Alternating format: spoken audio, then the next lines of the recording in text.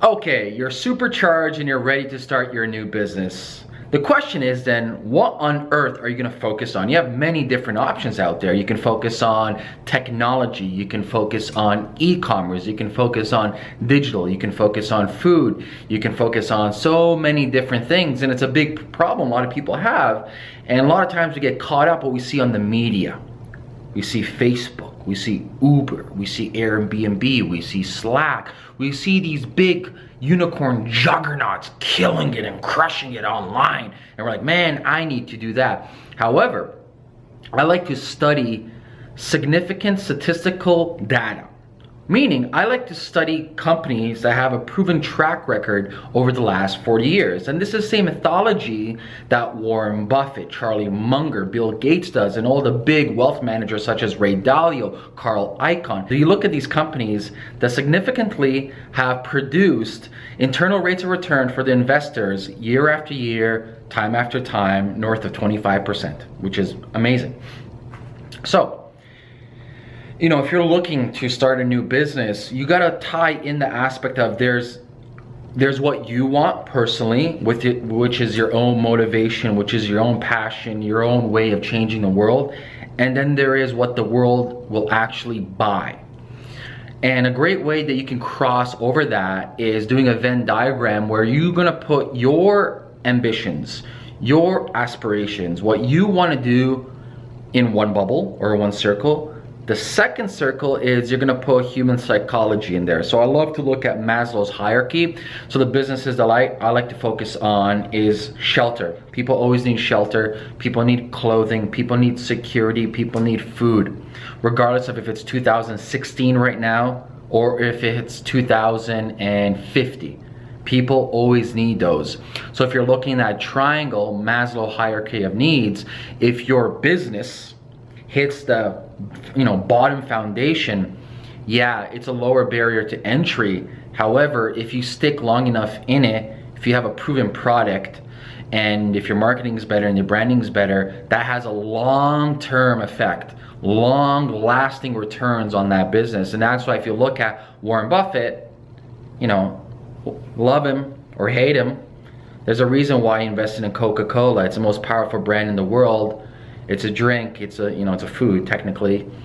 It's highly addictive, high fructose corn syrup.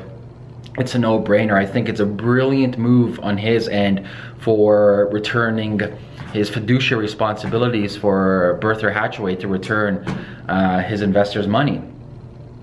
Also, if you look at his other types of investment strategy, he invests in insurance. He bought Geico, and I believe Geico owns more than 200 or 400 subsidiary insurance companies below Geico.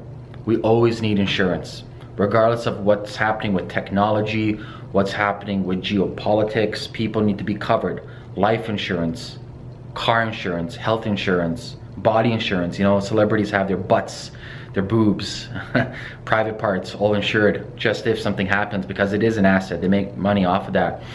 So if you're looking at that Venn diagram, once again, put your passions and what you want to change in one circle. The second circle is Maslow hierarchy of needs, so put that in. And finally, the third circle is the what if circle. So look at what's happening right now. And what if this rule changed in the government? What if I started selling my product in Singapore instead of United States?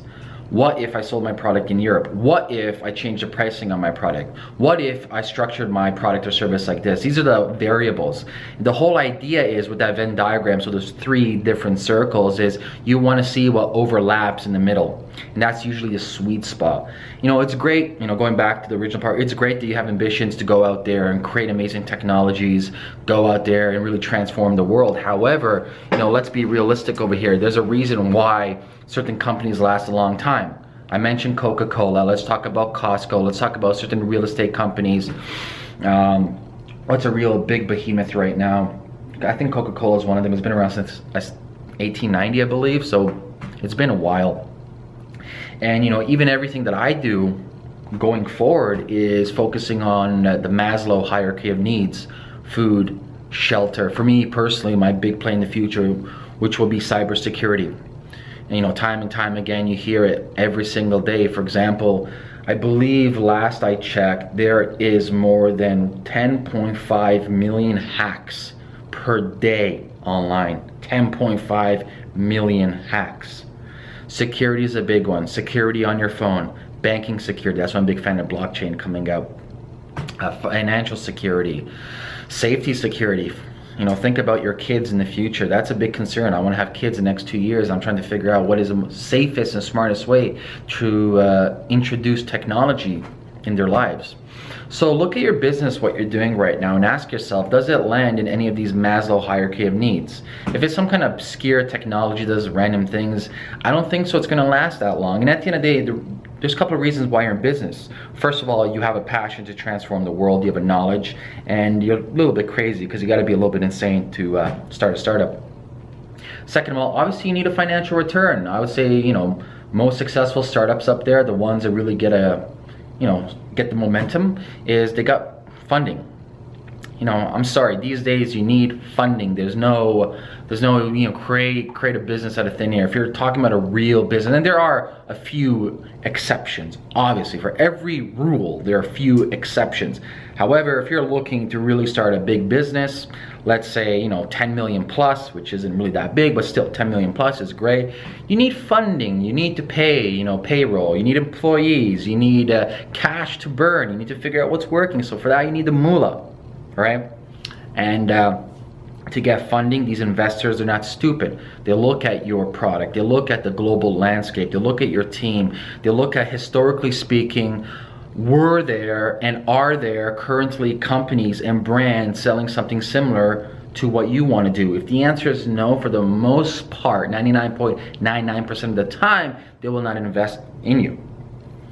So do yourself a favor, look over what you're doing currently and ask yourself, does it land in the Maslow hierarchy of needs? If the answer is no, maybe it's time for you to pivot. Not cancel, but pivot. And pivoting is really smart when it comes to business and startups, because that shows that you're evolving. That shows that you have a growth mindset. That shows that you're willing to take in new information, process this information, and then figure out the right course of action with that information. I'd love to hear your thoughts on what kind of problems you're having with your startups right now. Also, I'm actually curious as to what is your biggest hurdle with startups, because a lot of people have different hurdles. Some people say fear, some people say lack of motivation, others say money. At the end of the day, each of us have our own weaknesses and strengths. So from you, I want to know what your weaknesses and what your strengths are. Comment below this video. Anyways, I will see you guys later, and have an amazing Sunday night. Adios.